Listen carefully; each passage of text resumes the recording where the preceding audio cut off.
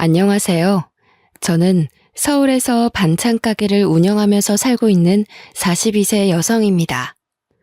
운명의 장난이란 말처럼 착하고 성실한 남편을 만나 결혼을 하고 남부럽지 않게 살았는데 불과 5년 만에 모든 것이 끝장나 버렸고 악몽 같은 일을 감당해야만 했습니다. 그때부터 제 인생은 나락으로 떨어져서 가시밭길을 헤치고 모진 고생을 하면서 살아야 했죠. 그 당시만 해도 깜깜한 터널 속에 들어선 것처럼 어둠밖에 보이지 않았습니다. 제 인생은 여기서 끝이 났고 더 이상 희망이 없다는 생각이 들어서 자포자기 상태에 빠졌는데 누군가의 도움으로 새로운 인생을 살게 되는 기적 같은 일을 겪게 되었는데요. 몇 년이 지난 일이지만 그 끔찍한 시간을 어떻게 견뎠는지 신기할 따름입니다. 그때의 경험으로 저는 이런 확신을 가지게 되었습니다. 인생이란 고진감래처럼 모진 고생도 언젠가는 끝이 나고 행복도 어느새 찾아오는 법이죠. 하루하루 사는 게 힘들고 지친다고 생각하는 여러분들에게 제가 어떻게 죽을 고비를 넘기고 구사일생으로 살아났는지 믿기지 않는 영화 같은 경험을 들려드리기 위해 글을 올립니다. 저희 부모님은 트럭을 몰고 다니면서 채소 파는 일을 하셨습니다. 새벽에 농산물 시장으로 나가서 각종 야채를 받아서 거래를 하는 식당에 대주셨고 오후에는 아파트나 주택가를 돌면서 주부들을 상대로 장사를 하셨어요. 부모님이 워낙 부지런하고 남을 속이는 법이 없으셨습니다.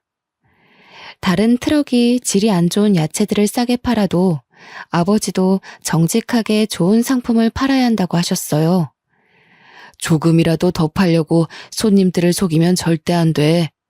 당장은 돈 벌지 몰라도 나중에는 그것 때문에 반드시 망하게 된다. 아버지는 이런 식으로 장사를 하셔서 아버지를 믿고 오는 단골들이 많으셨죠. 아버지께서 먹고 살기 위해서 닥치는 대로 일을 해오시다가 친척의 소개로 엄마를 만나게 되셨습니다. 결혼을 한 뒤로는 중고 트럭을 사서 두 분이 같이 야채를 팔기 시작하셨어요. 그런데 두 분이 같이 일을 하니 어린 저를 맡길 곳이 마땅치 않았습니다.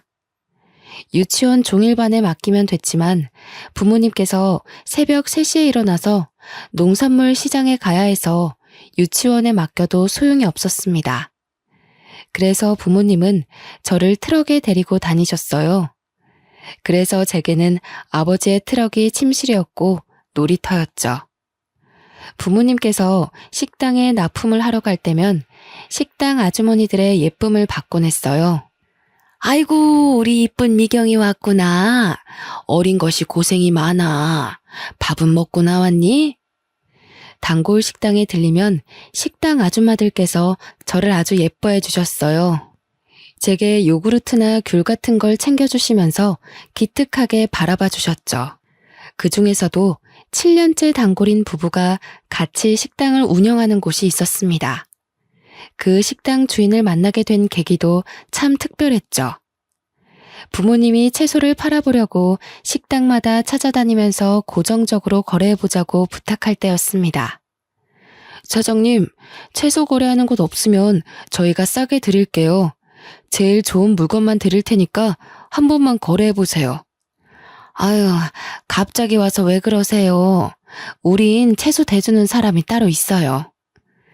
대부분의 식당은 거래처가 있다는 이유만으로 거절했는데 그 식당 주인은 첫 만남에서 흔쾌히 채소를 받겠다고 수락했습니다. 오, 안 그래도 거래처 좀 찾으려고 했는데 야채를 아주 좋은 걸로 골라오셨네. 좋아요. 계속 가지고 오세요. 주인 아저씨 말로는 시장에 직접 나가서 채소를 사고 있었다고 합니다.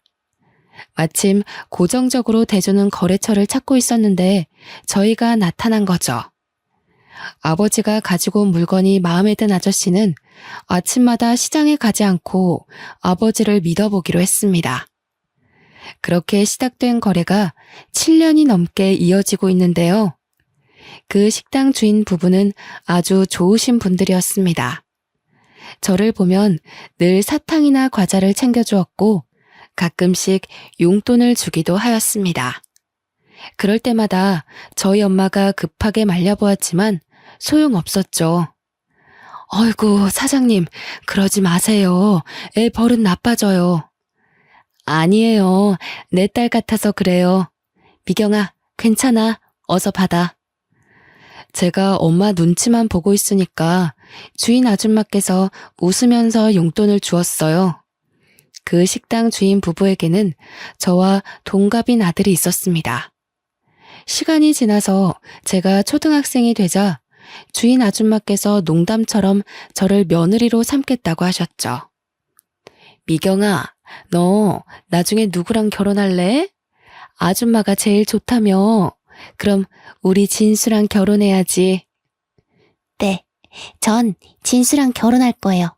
결혼해서 진수랑 아줌마랑 같이 살래요. 어린 마음에 결혼한다는 의미도 잘 모르고 하는 소리였죠. 그럴 때마다 진수가 부끄러워하면서 아주머니 뒤에 숨어 있었는데요. 장사를 하는 부모님 영향을 받아서 그런지 저는 낯을 가리지 않았지만 진수는 아니었습니다.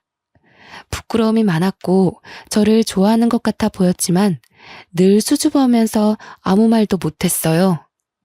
진수의 소극적인 성격은 고등학생이 되자 더 심해졌습니다. 나이를 먹을수록 서로 마주쳐도 피하는 지경에 이르자 제가 먼저 다가가 보려고 노력했습니다. 진수야, 요즘 톡 못 봤는데 잘 지냈어? 오랜만에 마주쳤길래 제가 웃으면서 진수에게 인사를 했죠. 그런데 진수가 얼굴을 붉히면서 도망가 버렸습니다. 그 모습을 본 아줌마도 어이없는 표정을 지으셨는데요. 어이구, 사내 놈이 저렇게 숫기가 없어서 어째. 진수야, 오랜만에 네 여자친구 왔는데 왜 그러냐? 같이 밥이라도 함께 하자고 해야지. 주인 아줌마는 농담 반 진담 반으로 저를 며느리로 점찍어 두고 있었습니다. 고등학생이었지만 방학이 되면서 몸이 불편해진 엄마를 대신해 제가 아버지를 따라다니고 있었거든요. 오래 본 사이이기도 하고 그 모습을 예쁘게 봐주셔서 절 볼 때마다 진수랑 사귀라고 하셨죠. 어른들한테 잘 보이려고 아버지를 따라다닌 것은 아니었습니다. 저도 아버지 뒤를 이을 생각이 있어서 고등학교를 졸업할 쯤에 이야기하였습니다. 아빠, 나 대학 갈 생각 없는데 아빠 대신 장사하면 안 돼? 나도 채소 고르는 법은 다 알아. 뭐? 말도 안 되는 소리 하지 마. 전문대라도 갈 생각을 해야지. 20살도 안 된 기집애가 장사는 무슨 놈의 장사야?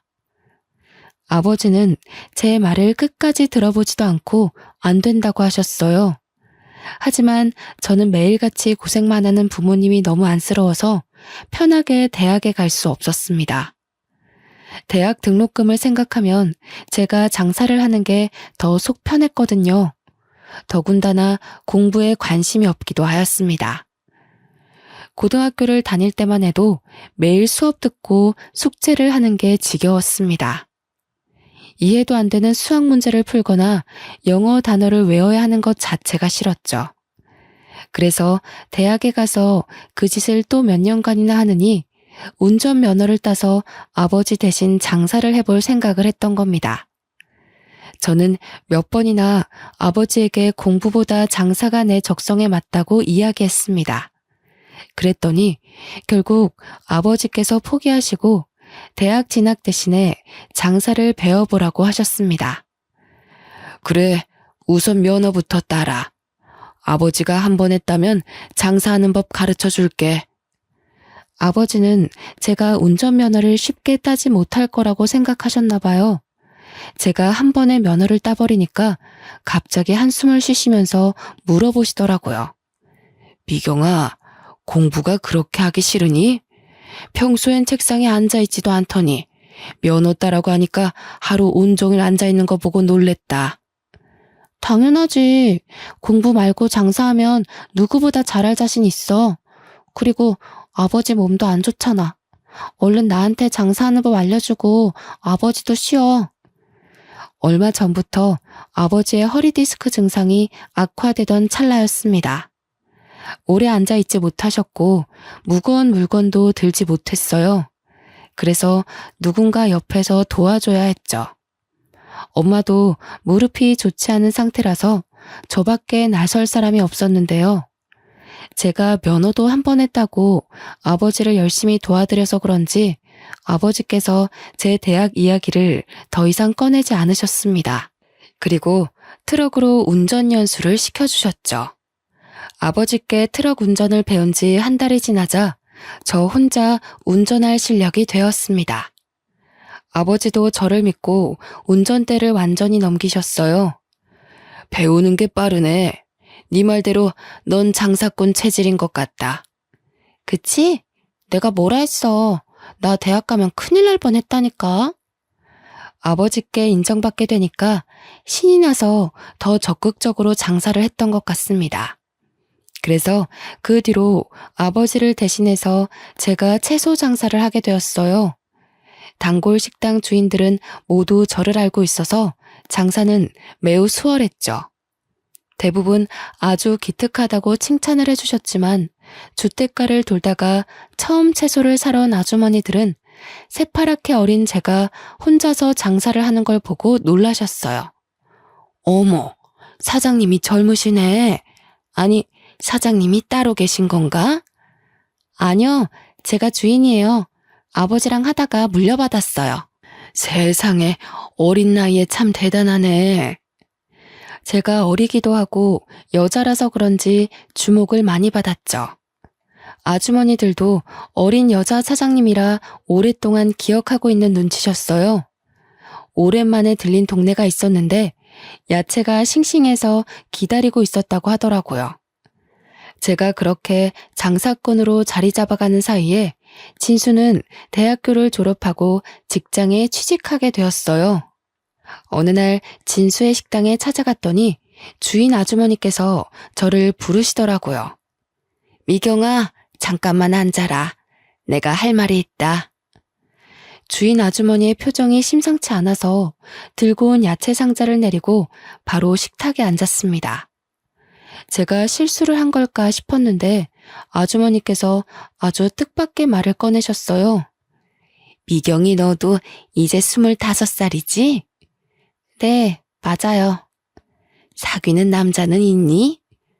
아니요, 장사하느라 남자 만날 시간도 없죠. 그런데 그건 왜 물어보세요? 그럼 우리 진수랑 영화 보고 밥 좀 먹고 와라. 네? 갑자기요? 영화랑 밥은 왜? 아니, 진수 이 녀석이 너 좋아하는 것 같은데 끝까지 아니라는 거 있지? 그러면서 너 언제 오냐고 물어보고 어디서 장사하냐고 물어보는데 지겹다 지겨워. 진수가 그랬다고요? 저만 보면 피하는 것 같았는데 설마요. 에이, 내가 용돈 줄 테니까 네가 영화 보러 가자고 해봐라. 진수 그 녀석 좋다고 해볼래 할 거다. 남들이 보면 당혹스럽고 이상한 상황일 수도 있었지만 저는 이번에 진지하게 만나볼까 하는 생각도 들었습니다. 오래전부터 진수에게 호감이 있었고 어릴 때만 해도 진수랑 자주 돌아다녔거든요. 근데 나이를 먹어갈수록 진수는 절 불편하게 생각하는 것 같아서 거리를 두고 있었습니다. 이제 생각해보니 진수도 절 좋아하게 돼서 쭈뼛거렸던 것 같네요. 그래서 저는 남편과 약속을 잡아서 영화를 보았고 본격적으로 연애를 시작하게 되었습니다. 정식으로 만나자는 말이 나오자 역시나 남편이 절 오랫동안 좋아하고 있었다는 말을 꺼내더라고요. 예전부터 너 좋아하고 있었는데 쑥스러워서 말 못했어. 내가 남자답게 먼저 밥이라도 먹자고 하는 거였는데 끝까지 못하겠더라. 남편은 호감을 가지고 있었지만 제게 말을 걸지 못해서 갈팡질팡하고 있었나 봅니다. 그 사실을 알고 있던 시어머니께서 다리를 놔주신 거죠. 저희들은 어릴 때부터 알고 있어서 사이가 급격하게 가까워졌습니다. 사귄 지 1년 만에 결혼 이야기가 나왔죠. 상견례 자리부터 결혼식 당일 신혼생활까지 더할 나위 없이 행복했습니다. 20년 넘게 알고 지내서 친부모나 다름이 없는 시부모님과 같이 사니 시댁살이가 아니라 제 친정에 남편이 들어와서 처가살이 하는 것 같더라고요. 제가 집안일이라도 하려고 하면 시어머니가 다가와 말린 적도 있었습니다. 아유, 방금 장사하고 들어온 애가 무슨 설거지야. 넌 가서 좀 쉬고 있어라. 설거지는 내가 하마. 아니에요, 어머님. 제가 할 테니까 어머님이 쉬세요. 네 시아버지가 보면 며느리 부려먹는다고 역정낸다. 어서 들어가서 쉬고 있어. 여자 혼자 장사를 하는 것도 걱정을 많이 하셔서 장사도 접게 되었습니다. 시부모님의 식당 일을 돕게 됐는데 장사 일보다 수월했어요. 저를 언제나 딸같이 챙겨주시는 것은 물론 야채 파는 일보다 돈을 많이 벌었으니까요. 식당을 찾아오는 손님도 많고 정신없어서 점심 장사가 끝나고 잠깐 한가해지면 시어머니는 한사코 저를 쉬게 만드셨습니다. 시아버지도 제가 일하는 걸 볼 때마다 이렇게 말씀하셨죠.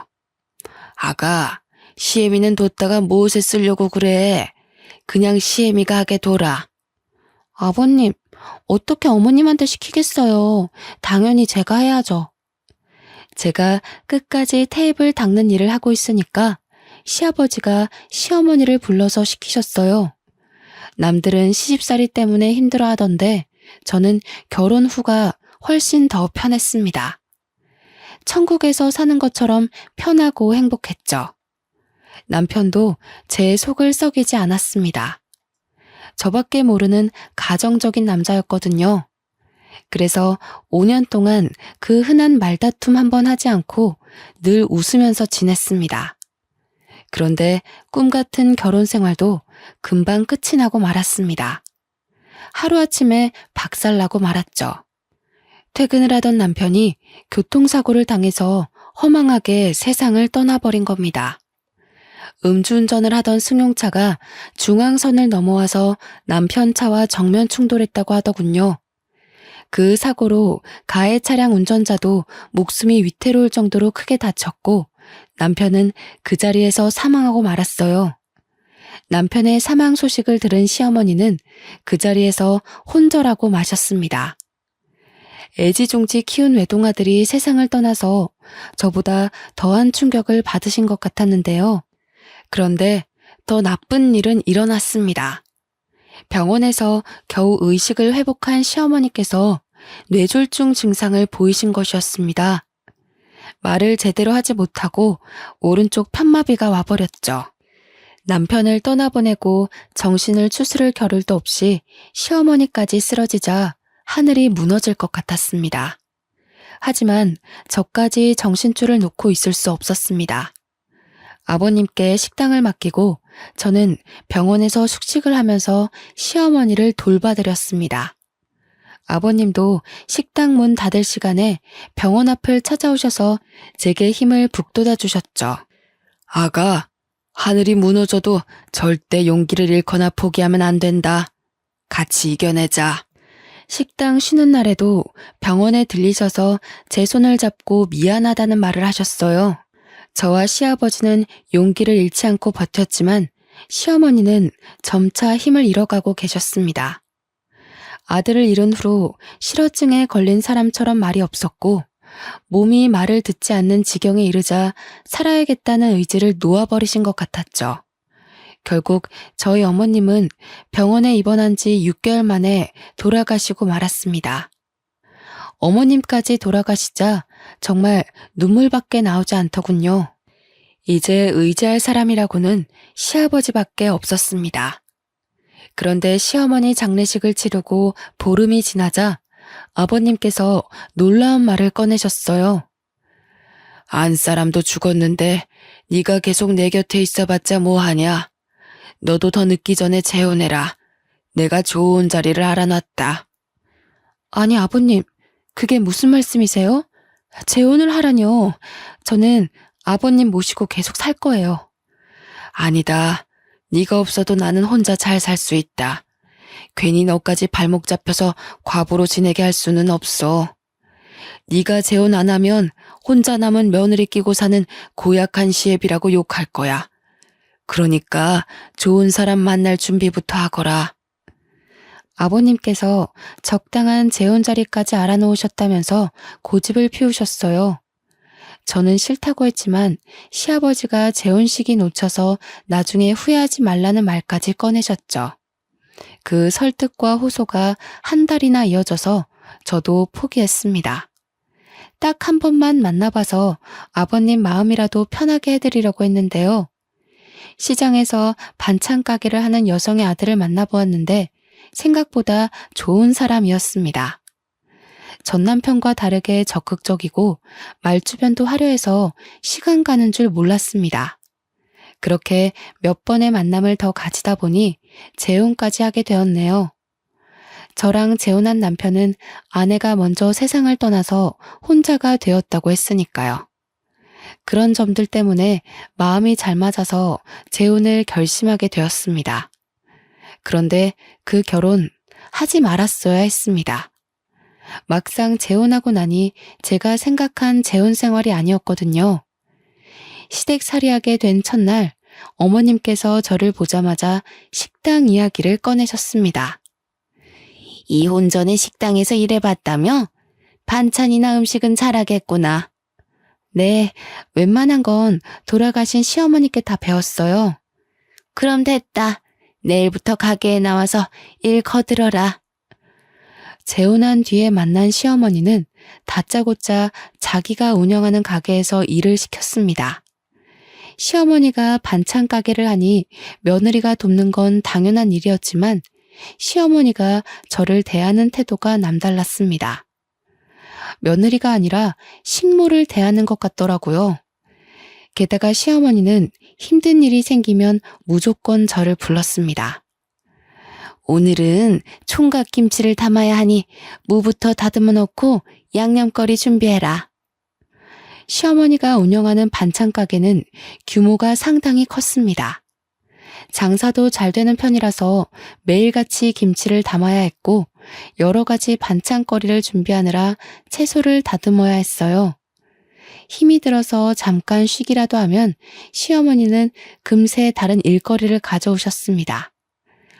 아니, 지금 퍼즐을 앉아서 뭐 하는 거야? 손님들 오기 전에 반찬들 담아서 포장해 놓으라고. 할 일이 많은데 너만 지금 쉬고 있어? 시어머니는 제가 잠깐이라도 쉬는 꼴을 보지 못했습니다. 매일 채소를 다듬고 만지느라 손에 독이 올라서 부르트고 물기 때문에 습진을 달고 살아야 했어요. 무거운 배추며 무 다발을 옮기느라 허리와 무릎에 골병이 들 지경이었습니다. 어떤 날은 종일 쪼그리고 앉아서 일을 하다 일어서는데 하늘이 노랗게 보이면서 현기증이 일어나서 쓰러질 뻔했죠. 병원에 가봤더니 빈혈이 아주 심하다고 했습니다. 너무 과로하시는 것 같아요. 적당히 쉬어줘야 몸이 버팁니다. 며칠 동안 푹 쉬셔야 할 컨디션이에요. 지금 쉬면 안 돼요. 가게가 한참 바쁠 때라. 이 몸 상태로 일을 하시겠다고요? 의사는 걱정을 했지만 쉴 형편이 되지 않았습니다. 제가 몸이 좋지 않다고 말해보았지만 시어머니께서 갑자기 일하시는 아주머니들을 전부 다 내보내는 거 있죠? 아주머니들이 갑자기 그만두게 되었다며 저한테 작별 인사를 하는데 눈앞이 아찔해지고 말았습니다.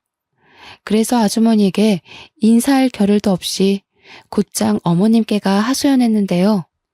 어머니, 아주머니들 전부 다 내보내면 일은 누가 해요? 그러자 시어머니께서 어이없는 표정으로 저를 내려다보시더군요. 누가 하기는 누가 해? 네가 해야지. 멀쩡한 일꾼 놔두고 왜 돈 아깝게 사람을 쓰니? 안 그래도 자르려고 했는데 네가 하도 엄살 피우길래 며칠 더 데리고 있었던 거다. 그 말을 듣는 순간 정말 기가 막혀서 예의 차릴 생각도 들지 않았습니다. 그래서 평소랑 다르게 버럭 소리를 지르고 말았죠. 어머님, 정말 너무하세요. 가게를 시작한 후로 빈혈도 심해지고 허리도 안 좋아서 쉬어야 한다고 했잖아요. 그런데 갑자기 이러시는 게 어디 있어요? 원래 의사들 말은 믿을 게 못 된다.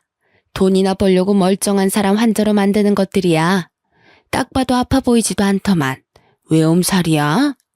잔말 말고 어서 시킨 일이나 해.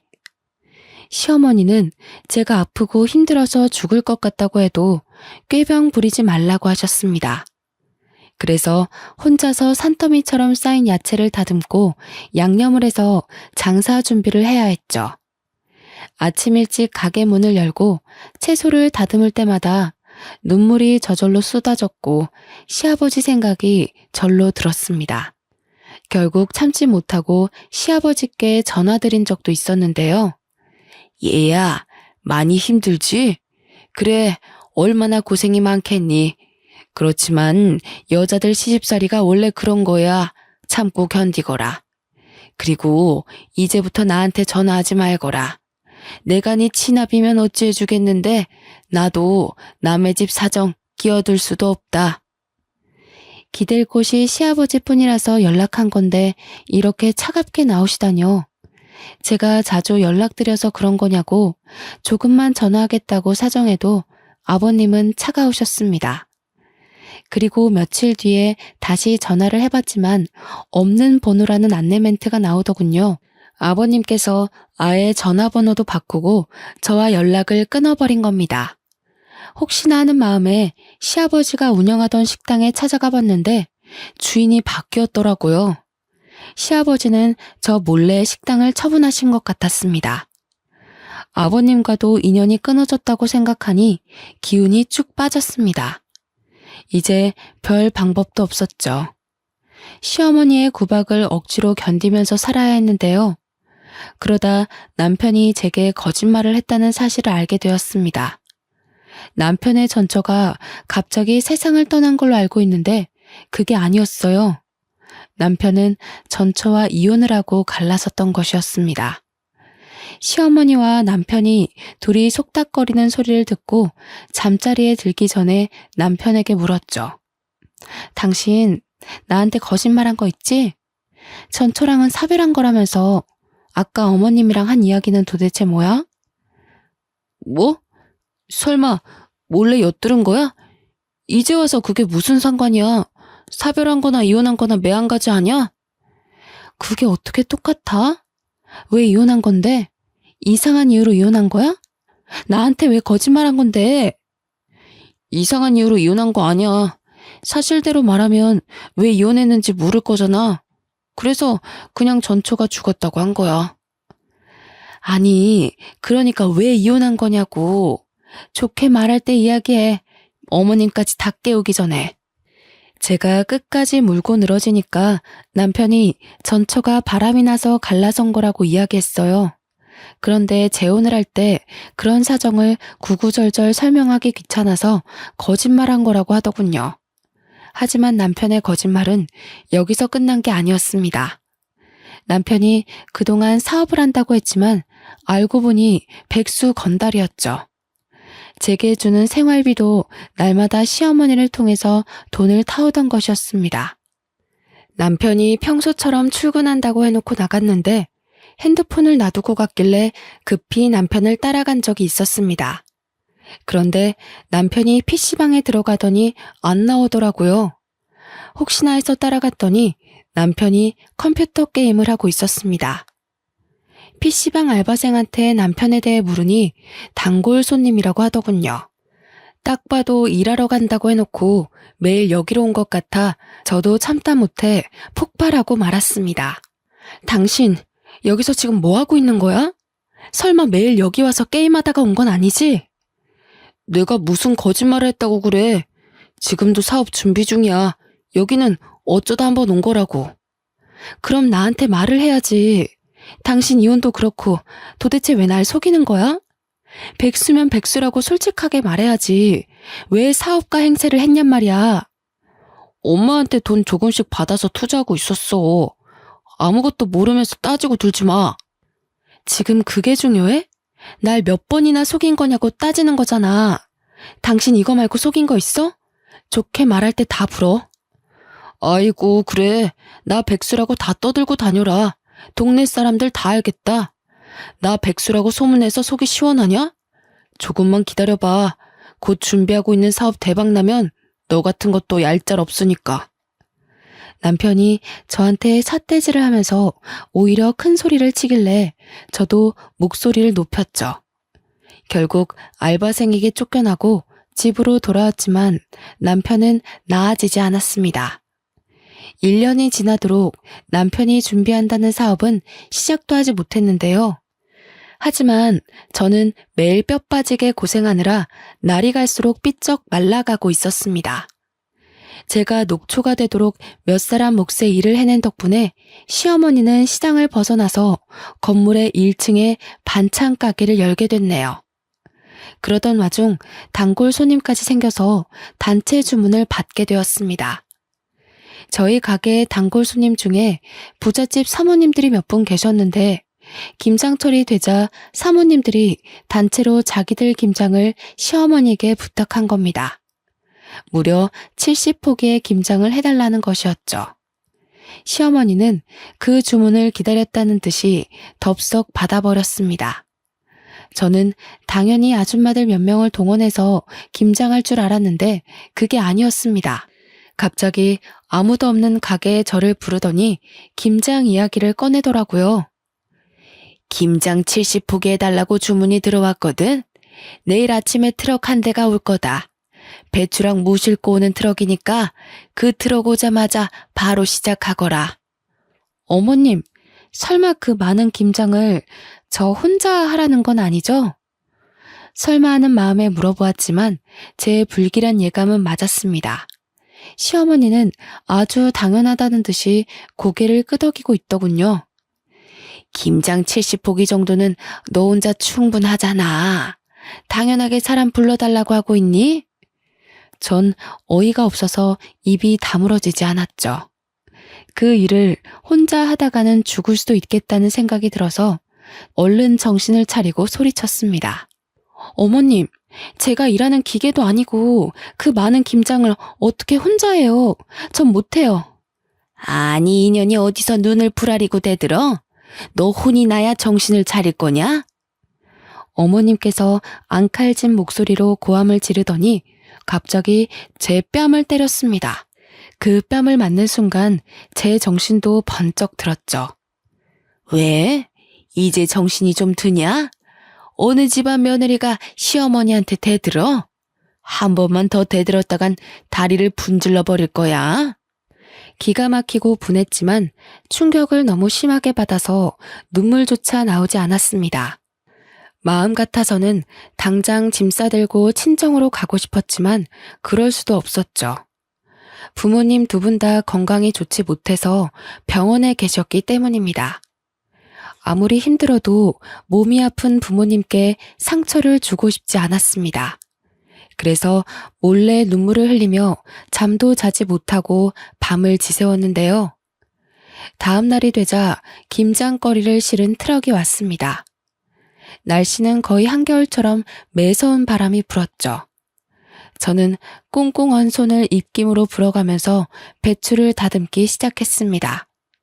그런데 아무리 해도 끝이 보이지 않더군요.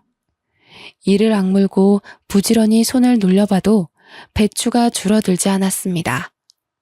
몸은 점점 아파오고 손이 얼어붙어서 감각이 점점 없어지고 있었습니다. 그러다가 무거운 양동이를 들어 올렸는데요. 그 순간 눈앞이 캄캄해지면서 의식을 잃고 말았습니다. 겨우 정신을 차리고 눈을 떠보니 병실에 누워있더라고요. 제 옆에는 낯익은 분이 앉아 계셨습니다. 온화하면서 따뜻한 눈빛으로 쳐다보길래 순간 누군가 싶었죠. 멍하니 그 얼굴을 바라보고 있는데 순간 시아버지라는 생각이 들었습니다. 아버님. 아가, 이제 정신이 드냐? 3년 동안 연락이 끊어져서 무척이나 반가웠어요. 그땐 저를 차갑게 내친 것은 기억도 나지 않고 말도 없이 사라진 것도 떠오르지 않았습니다. 그저 아버님을 만났다는 생각만으로 기운이 나서 시아버지의 손을 꾹 잡았는데요.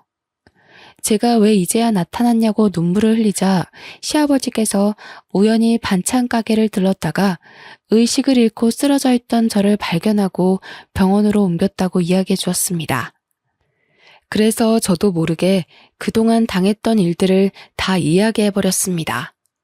아버님께서 제 이야기를 듣고 가만히 고개를 숙이고 있더니 몇 번이나 한숨을 내쉬더군요. 정말 막대 먹은 사람이구나. 며느리한테 이런 짓을 하다니. 난 그것도 모르고 이제 남남이라고 내쳤으니 말이다. 널 볼 면목이 없다. 시아버지는 제가 어떤 취급을 받으면서 지내는지 나중에 알게 되었다고 하셨어요. 재혼해서 잘 살 거라고 생각했는데 단순한 시집살이를 넘어서서 못된 시어머니와 백수건달인 남편을 만났다는 사실을 알고 급하게 저를 찾아오신 거였죠. 정말 미안하다. 믿을 만한 사람이라서 너한테 소개시켜 준 건데 이렇게 될 줄 몰랐다. 멀쩡히 잘 사는 애를 괜히 재혼시켰다. 내가 잘못했어. 아버님께서 눈물을 흘리시길래 저도 같이 눈물을 흘렸습니다. 그날 하루 온종일 울었던 것 같네요. 시어머니는 다음 날이 돼서야 병원에 오셨습니다. 그리고 제게 김장 걱정부터 꺼내는 거 있죠? 아니, 세상에 김장하다 말고 퍼질러 누워있으면 어쩌자는 거야? 보니까 멀쩡하네. 당장 일어나서 김장하러 가. 그때 잠깐 병실 밖에 나갔다 들어온 시아버지께서 시어머니를 보셨습니다. 저를 다그치는 모습을 보고 대뜸 소리를 치기 시작했죠. 김 여사, 지금 뭐 하는 거야? 당신 때문에 일하다 혼절한 애한테 무슨 말 같지도 않은 소리를 하고 있어. 깜짝 놀란 시어머니는 시아버지를 보더니 바로 고개를 숙였습니다. 아이고, 건물주님이 여길 어떻게 오셨어요? 건물주라니. 시어머니가 아버님께 쩔쩔매는 걸 보고 깜짝 놀라고 말았습니다. 시어머니가 하는 말을 들어보니 아버님께서 저희 반찬 가게가 새 들어가 있는 건물 주인인 것 같더군요. 당신 그렇게 안 봤는데 인간이 아니구만. 당장 내 건물에서 나가. 아이고, 제발 살려주세요. 저희 며느리 생각해서 싸게 세 주시기로 했잖아요. 계약서 썼으면서 왜 그러세요? 시아버지의 불호령에 시어머니가 사색이 돼서 싹싹 빌었습니다. 시어머니가 유독 아버님께 약한 이유가 있었습니다. 아버님께서 월세만 싸게 해주신 것이 아니라 시어머니에게 돈까지 빌려줬더라고요. 아버님이 5천만 원짜리 보증금을 대신 내줬는데 시어머니는 몰래 저를 못 살게 굴었던 거죠. 아버님은 은혜도 모르는 년이라고 시어머니를 건물에서 쫓아내겠다고 하셨습니다. 물론 5천만 원도 당장 달라고 소리치셨는데요. 어머님이 그 소리를 듣고 허리를 몇 번이나 숙이며 사과를 하고 있었습니다. 아유, 죄송합니다. 며느리가 꾀병 부리는 줄 알았어요. 다 나을 때까지 설거지도 안 시킬 테니까 이번만 어떻게 봐주시면 안 될까요? 그럼 지금 가서 김장 다 하고 오세요. 그러면 쫓아내진 않을 테니까. 네? 그걸 어떻게 혼자서 해요? 며느리는 젊어서 그렇지 저는 나이 먹을 대로 먹었고. 딱 봐도 우리 며느리 아픈데 일 시켰구만. 싫으면 당장 짐 싸서 나가세요. 아니에요. 할게요. 할 거니까 기다려주세요. 시어머니가 병원을 나서니까 아버님도 감시해야겠다며 따라 나서더군요. 시어머니는 시아버지의 감시하에 혼자서 70포기의 김장을 담아야 했습니다. 몸살이 나서 사흘 동안 알아누웠다는 말을 전해 듣고 어찌나 속이 시원하던지요. 게다가 다시 병문안을 온 시아버지께서 충격적인 소식을 이야기해 주셨습니다. 내가 3년 만에 널 찾아온 이유가 있다. 나한테 남은 시간이 별로 없어서 유언이라도 남기고 싶었어. 유언이라뇨? 도대체 그게 무슨 말씀이세요? 한 달 전에 시한부 판정을 받았다. 몇 개월 안에 죽을 거라고 하니까 너밖에 생각나지 않더라. 네가 힘들게 살고 있다는 사실도 늘 마음에 걸렸는데 잘 된 일이지. 제가 놀라서 얼굴이 새하얗게 질렸는데도 아버님께서 태연하게 웃어 보이셨습니다. 시아버지는 저와 연락을 끊은 뒤에 식당을 처분하고 30년 넘게 모은 재산을 모두 털어서 건물을 사셨다고 했어요. 그 뒤로도 계속해서 쉬지 않고 일을 했는데 전부터 피곤하고 몸이 좋지 않았다고 합니다. 하지만 나이가 들면서 생기는 자연스러운 현상이라고 생각하고 별 생각 없이 넘겼다고 하죠. 어느 순간 숨쉬기가 어렵고 기침이 갑자기 나는 일이 많아진 것도 모자라 얼마 전에는 피를 토하셨다고 해요. 그래서 병원에 가보니 폐암 말기 판정을 받았다고 합니다. 수명이 길어야 1년 정도밖에 안 남았다는 말을 듣고 아버님께서 모든 걸 내려놓고 절 찾아오셨습니다. 어차피 내가 죽으면 나한테 남은 재산 너한테 주려고 했다. 내가 낳은 자식은 아니지만 널 생각하면 늘 애틋해. 친딸처럼 내 곁에 두고 오순도순 지내는 거였는데 왜 결혼을 시켰을까 후회만 가득하구나. 아가, 진심으로 미안하다. 아버님이 저를 이렇게까지 특별하게 생각할 줄은 몰랐습니다. 게다가 아버님께서 충격적인 소식을 한 가지 더 알려주셨습니다. 바로 남편이 저 몰래 내연녀를 만나고 있다는 사실이었죠. 사업을 준비한다는 건 새빨간 거짓말이었고 시어머니께 탄 돈으로 내연녀와 동거를 하고 있었던 것입니다. 시어머니도 그런 사실을 알고 있었지만 저를 며느리가 아니라 그냥 막 부려먹는 식모 정도로 생각하고 있어서 아까우셨나 봅니다. 행여나 이혼해서 노예 하나 사라질까봐 입 다물고 있었던 거죠. 제가 그 사실을 전해 듣고 시어머니를 찾아가 따지니 어머님이 그제서야 제게 사과의 말을 건넸습니다. 얘야, 누구나 실수하는 법이야. 어쩌다 너한테 못할 짓 했지만 한 번만 용서해다오. 나까지 널 속이고 있어서 미안하다. 아니, 내가 말하려고 했는데 우리 아들이 또 이혼할까봐 그랬어. 좀 이해해다오. 시어머니는 엎드려서 남편의 잘못을 용서해달라고 빌었지만 그것 역시 거짓말이란 사실을 아주 잘 알고 있었습니다. 그래서 저는 법의 힘을 빌려서 그동안 제가 당한 만큼의 대가를 받아냈어요. 전 시부에게 빌렸던 5천만 원과 남편의 바람에 의한 이혼 소송까지 진행해서 시댁은 총 7천만 원을 뱉었어야 했는데요. 돈이 없으니 대신 위자료로 일단 반찬 가게를 준다고 하길래 반찬 가게를 제가 가져올 수 있었습니다. 물론 철저하게 남은 돈은 분할 납부받기로 약속했고요. 그리고 시아버지 덕분에 건물주가 되었지만 반찬 가게는 직접 운영하고 있을 생각입니다. 건물주라고 한가하게 놀고만 있지 말라는 아버님의 지시가 있었거든요. 시아버지는 지금 호스피스 병동에서 조용히 여생을 지내시고 계세요. 길어야 1년이라고 했지만 3년이 지난 지금도 제가 보기에는 잘 지내고 계시는데요. 매일 아버님을 찾아뵙고 정성을 다해 돌봐드릴 때마다 기적적으로 아버님의 건강이 좋아져서 같이 살 수 있게 되면 좋겠네요. 그리고 제게 반찬 가게를 넘겨준 시어머니는 알거지 신세가 되어버렸습니다. 아들이 무능하니 돈 벌 궁리가 없어진 거죠. 겨우 장만한 반찬 가게를 제게 넘겨주고 생계가 막막해졌는지 어느 날 갑자기 저를 찾아오기도 하였습니다. 얘야, 이렇게 찾아와서 미안하다. 내가 돈이 없어서 그런데 조금이라도 빌려주면 안 되니? 돈 빌려주면 갚을 수 있으세요? 차라리 제 가게에서 일하세요. 그럼 먹고 살기는 해드릴게요. 대신 김장 70포기 정도 혼자서 하실 생각하셔야 돼요. 시어머니는 어이없는 표정으로 저를 바라보았지만 다른 방법이 없었죠. 제가 할 마음 없으면 돌아가라고 하니 어머님께서 그렇게 하겠다고 말씀하셨습니다. 그래서 지금도 어머님께서 제 반찬 가게에서 죽을 힘을 다해서 일을 하고 있습니다.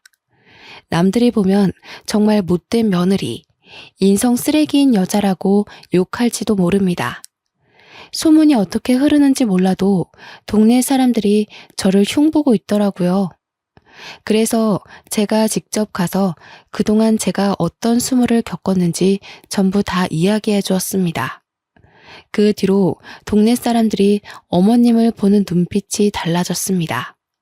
어머님도 그 사실을 눈치챘는지 어느 날은 모자를 푹 눌러 쓰고 오시더군요. 실컷 복수해서 그럴까요? 이제는 어머님한테 연민만 남아 있습니다. 골골대면서 일하시는 게 다 보여서 조금씩 할 일을 줄여드리고 있죠. 어머님이 아예 쓰러지실 때까지 일을 시키면 저도 똑같은 여자가 될 테니까요. 시어머니도 고마웠는지 웬일로 집에서 반찬을 만들어서 제게 준 적도 있습니다.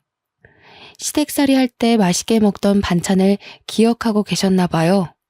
그 반찬이랑 밥을 먹고 있으니 기분이 이상하네요. 역시 사람은 오래 살고 볼 일입니다. 여러분은 제 사연 어떻게 들으셨나요? 저보다 더 힘들게 사신 분들도 계실 테지만 아픔을 견뎌낸 이야기를 공유하고 싶어서 이렇게 사연 글을 보내봅니다. 여러분들은 부디 이런 아픔 없이 무던한 인생을 보내시길 바랍니다. 감사합니다.